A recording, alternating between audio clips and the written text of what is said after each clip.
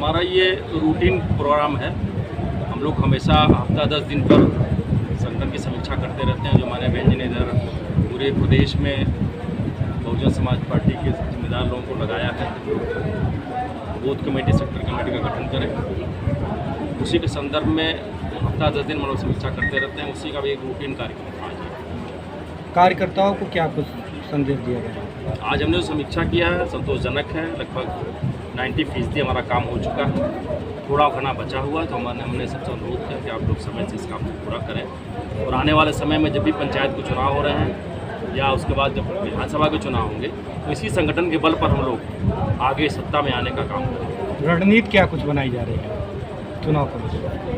BSP में रणनीति हम जब ग्राउंड लेवल पर मजबूत होंगे, ग्रास रूट तक हमारा संगठन मजबूत रहेगा, तो जो बहन जी का आदेश होगा, हम लोग किसी भी हालत में अबकी बार 2027 में प्रदेश में वापसी करना चाह रहे हैं। इसी संदर्भ में तमाम साथियों से हमने आज समीक्षा किया, उनसे अनुरोध किया है कि अगर सचमुच अपने दुखों को दूर करना, सम्मान से जीना है, तो एक बार पुनः बहुजन समाज पार्टी की सरकार उत्तर प्रदेश में लगी। ऐसा क्या कारण रहा है कि आने वाले मतलब दिन पे दिन देखा जा रहा है कि पार्टी का स्तर गिरता जा रहा है? कारण क्या है इसका? जो पहले हुआ करता था जलवा, अब वो नहीं रह गया। बिल्कुल जलवा है, स्तर कहीं नहीं गिर रहा है। ये तो लोग बात कहा करते हैं स्तर गिर रहा, कहाँ स्तर गिर रहा है? लाख दिक्कत के बाद भी मैं समझ रहा हूँ 100 में 10 लोग आज भी बहुजन समाज पार्टी के साथ खड़े हैं। और 10 को 20 करना, 20 को 25 करना कोई मुश्किल काम नहीं।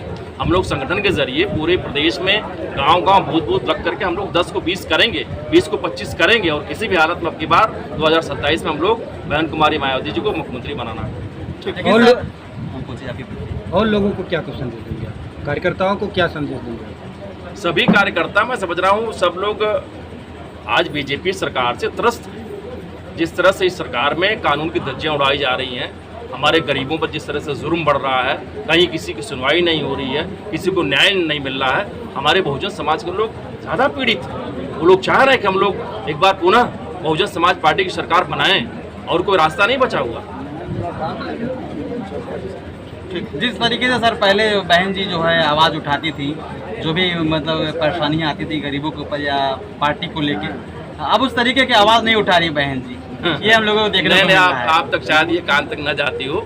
मैं समझ रहा हूँ देश में इकलौती बहन जी ऐसी नेता है जो लगातार हर इशूज़ पर, जो भी सरकार की गलत नीतियाँ होती उस पर अगर कोई अटैक करता है तो बहन कुमारी मायावती जी करती, कोई और नेता नहीं करता। जो भी जुर्म हो रहा है, हमारे तमाम संगठन के लोग हैं, हमारी पूरी यूनिट है, प्रदेश की यूनिट है, ज़िले की यूनिट है, मंडल की यूनिट है, हम लोग लगातार उन तमाम जो पीड़ित लोग हैं उनके साथ कंधा से कंधा मिला करके चल रहे हैं, उनका सहयोग कर रहे हैं, उनको न्याय दिलाने का आश्वासन दे रहे हैं। ये कह रहे हैं कि आप एक बार पुनः बहुजन समाज पार्टी की सरकार बनाओ। अगर न्याय पाना है तो मैं समझ रहा हूँ बीएसपी की सरकार बहुत जरूरी है। पीडीए को लेकर क्या कुछ कहेंगे?